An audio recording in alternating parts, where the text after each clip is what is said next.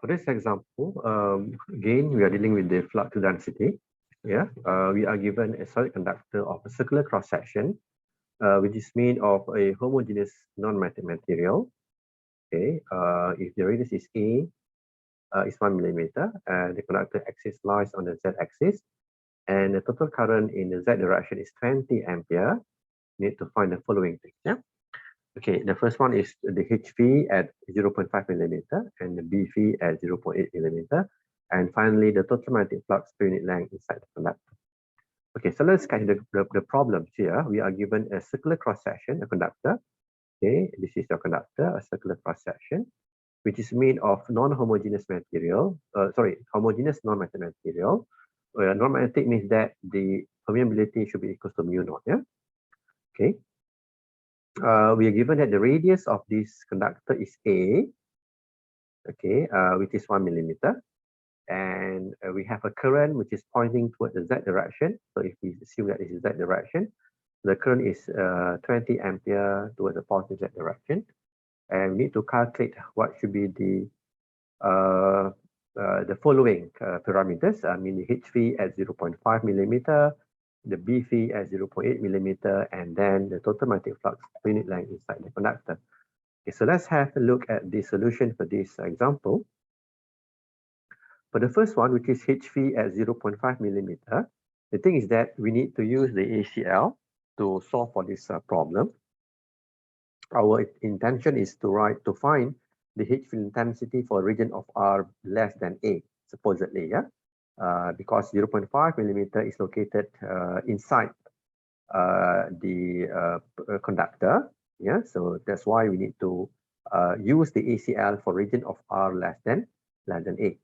So our our Amperian loop should be looked like this. Yeah, that should be our Amperian loop for region of R less than A. Okay, and by using the ACL, we can write that the H dot dl shall be equals to the I enclosed. Okay, and by using the based on the H dot dl integration, we're going to have left hand side should be equal to HV of 2 pi r, whereas for the I enclosed, we can base on we know that for this particular case, we know that if we have a cross section of pi a squared, so your current will be equal to 20 ampere. So if you have a smaller cross section, which is pi r squared, so your current enclosed by the loop will be r squared over a squared multiplied with 20. So that's why for this particular case, you're going to have that the I enclosed should be equal to 20 multiplied with r squared divided by e squared, okay, in which we can further write that this will be equals to HV equals to 20 of r divided by 2 pi times a squared, in which a equals to 1 times 10 power of negative 3 squared, yeah? Or we can also have it to be equals to 10 of r, yeah, divided by pi of 1 times 10 power of negative 6. That should be the HV, yeah? Right. So at r equals to 0.5 millimeter, what we have to do is that, yeah, because this is the answer for the HV for any position of r less than A. So at r equals to 0.5 millimeter, which is less than A, less than 1 millimeter, we can write that the HV will be equals to 10 multiplied with 0.5 times 10 of negative 3 divided by pi multiplied with 1 times 10 of negative 6. So we're going to get the answer for the HV at the position of r equals to 0.5 millimeter. Okay, and for part B, which is to find the BV, so we know that knowing that the material is a non-magnetic material, so we can see that the BV will be equals to the mu naught of HV. Okay, so for this, we can just write that at r equals to 0.8 millimeter, which still the value is less than A, we can then write that the BV will be equals to the mu naught of HV, which will be mu naught multiplied with 10 multiplied with 0.8 millimeter, yeah, times 10 of negative 3 divided by pi 1 times 10 power of negative 6, yeah. So please solve for the B phi, and then you get to get the answer for that. For this particular flux density at 0.8 millimeter in the units of Tesla. Okay, I hope it's clear on this example solution for part A and part B. So we are now proceed. We are going to proceed with part C of the questions, which is to find the total magnetic flux per unit length inside the conductor. Yeah, inside the conductor. So inside the conductor, we have obtained just now that the H phi is given by 10 of R of pi, or divided by pi times 1 to the power of -6. In which, following this, we managed to get the B phi, which is equals to the mu naught of H phi. So we can simply find the flux per unit length inside the conductor by simply based on the equation that the psi of M shall be equals to the B dot ds. That should be the case. Yeah, this is the equation that will enable us to find the magnetic flux for these particular problems. And we can write that the B vector will be equal to the B phi direction of phi, which will be mu naught multiplied with 10, multiplied with multiplied with R, yeah. Multiplied with R, yeah, R, and then divided by pi 1 times 10 to the -6, yeah, in the phi direction, basically. And the ds will be the surface that is said to be perpendicular to the B vector. And if we base on this structure, if we can sketch the cross section of this particular plane, okay, so from this diagram, you know that your flux will be in the phi direction, yeah, so that should be the flux direction, yeah, flux direction, the side of the direction, which is in the phi direction. So the ds basically must be the area of this plane which is perpendicular to the phi direction, yeah, perpendicular to the flux direction. So basically the ds should be this ds, okay, in which we can write that the ds for that particular surface will be returned as dr dz in the phi direction also, because remember that b and ds must be having similar unit vector. Okay, so from here we can find the flux inside the conductor by stating the range for the integration. Okay, so allow me to erase this part first. Okay, so if we proceed with this integration, we're going to have the flux, yeah, the flux shall be equals to the mu naught, yeah, mu naught multiplied with 10, taking out all of these constant, pi 1 times 10 to the -6. Okay, so we're going to have integration for the r dr and integration for the dz. Okay, so for the r integration, you need to integrate from 0 to a, because the question is to find the flux per unit length inside the conductor. So inside the conductor, you need to set the range of radius from 0 to a or to 1 millimeter. Okay, and the z will be the height, and since we're not sure about the height of this conductor, we just put it as to be the L, yeah, to be the L.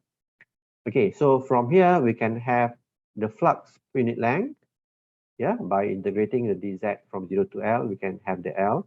So L can be brought to the left hand side.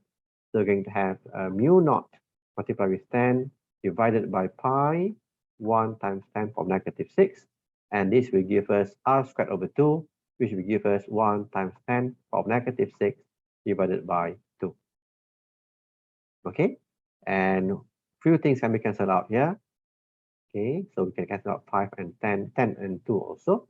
So end up going to have the answer for the flux per unit length shall be equals to 5 multiplied with mu naught divided by pi in Weber per meter.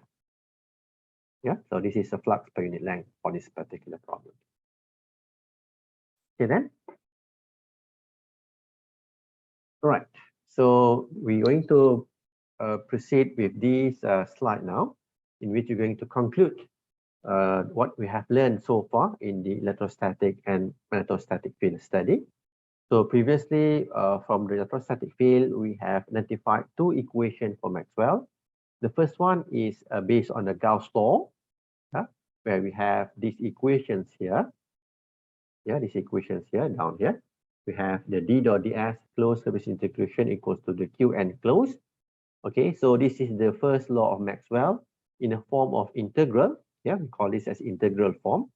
Okay, integral form. Yeah, and we, based on the divergence theorem, we can write that the left hand side can be further written as this. Yeah, this is based on divergence theorem. Yeah, from the surface integration, we convert it to the volume integration.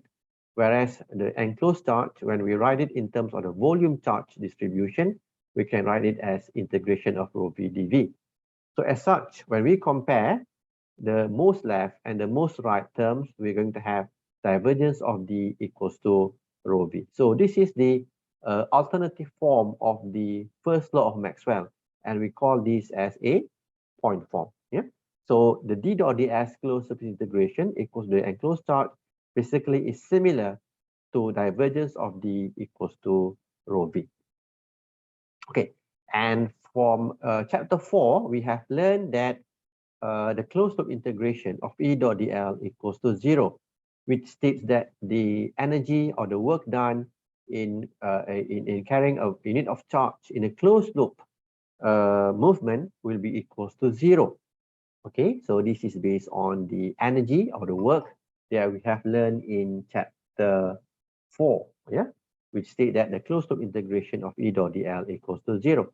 So by applying the Stokes theorem, okay, the Stokes theorem, okay, this is the integral form, yeah, integral form.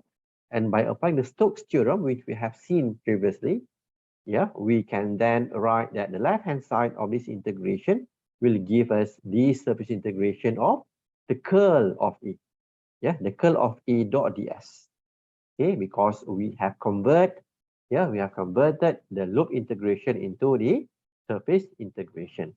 And when we're comparing the left-hand side and the right-hand side, we can write that the curl of E will be equals to 0. And we call this as a point form of the Maxwell. So in integral form is given by the closed loop integration of E dot dl equals to 0. And in the point form is given by the curl of E equals to 0. So these are the Maxwell equation, two equations of Maxwell that we have seen previously in electrostatic field. So currently or presently in electrostatic field study, we have learned about the Amperes Catalog law. This is the integral form of it or equation of it, ACL. H dot dl closed loop integration equals to the IN closed. And when we apply the Stokes theorem to the left-hand side, we can write that the H dot dl closed loop integration can be written as the surface integration of the curl of H dot ds, yeah, the curl of H dot ds.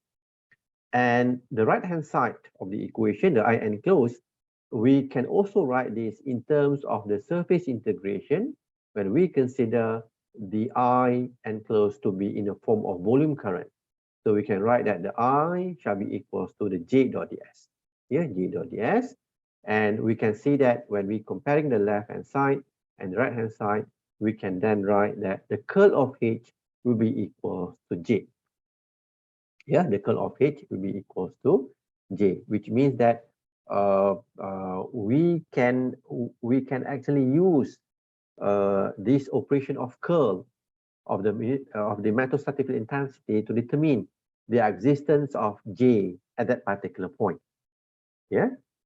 So means that based on this equation, what we can do is that if we know the H field at that particular position, we can apply this curl operation of the H field intensity to determine whether there is any J or whether there is any current density at that particular location. Okay, so this is relationship related to what we call as the Amperes Catalog. Yeah, by knowing the H field, you must be able to obtain the J or the current density. Yeah, so basically this relationship, this is the integral form, and this is the point form of the ACL or the electrostatic field or the Maxwell equation for the electrostatic field. Okay, and then for the second law of Maxwell for the magnetic field is that the Gauss law for the magnetic field, where we have seen previously that the B dot ds of the closed surface integration will be equals to 0. And by applying the divergence theorem to the left-hand side, we can write that the B dot ds will be written as divergence of B dV. And further on, we can write that by comparing the left and the right, we can just write that divergence of B will be equals to 0. Yeah, so this is the point form of the second law of Maxwell. Okay, so these are four Maxwell equations that we have derived for the case of the static field, two coming from the electrostatic field, and the two coming from the electrostatic field. Okay, if we can repeat it, the first law of Maxwell is related to the Gauss law. The second law of Maxwell is related to the work in electrostatic field condition. Okay, the third law of Maxwell is based on the Amperes Catalog law. Yeah, based on Amperes Catalog law, in which based on this Amperes Catalog law, if we can repeat it for you, if we know the H field at that position, you must be able to find the J at that position. Yeah, so that should be the third law of Maxwell. And finally, the fourth law of Maxwell will be depending or will be based on the Gauss law for magnetic field. Okay, so these are the equation of Maxwell for the static field condition. And I did mention down here that for a time varying field study, which we're going to learn it later, we can say that the equations of this Maxwell will be changed. Yeah, will be changed in two equations. So that will be discussed later on in the study of time varying field. Yeah, right. Right. So this is basically to again stress on this application of Maxwell's equation. If you base on its problems here, it is to calculate the value of current density by providing us the H field intensity. Yeah. Okay. This is basically is the use of the third law of Maxwell, which is based on the equation of curl of H equals to J. Yeah, curl of H equals to J, in which we can obtain the current density J, yeah, by operating the curl of H, yeah, by operating the curl of H. So basically, in this particular example, we are given that the H field is given to be x squared z direction of y minus y squared x direction of z, yeah, and we need to actually calculate what should be the curl of H at that particular location, which is given to be at 2, 3, and 4. And we can basically obtain whether there is any current J that position. Okay, so for that, what we can do is that we need to evaluate the curl of H based on the given H here. So we are given that the H is given to be in the Y direction and also in the Z direction.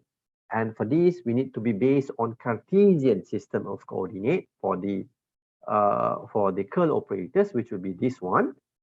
Yeah, which will be this one. So if I can based on this curl operation, yeah, we can have the curl to be written as dhy over, sorry, I cannot memorize it, dz over the dy. Okay, to make it easier for us. Okay, so basically we have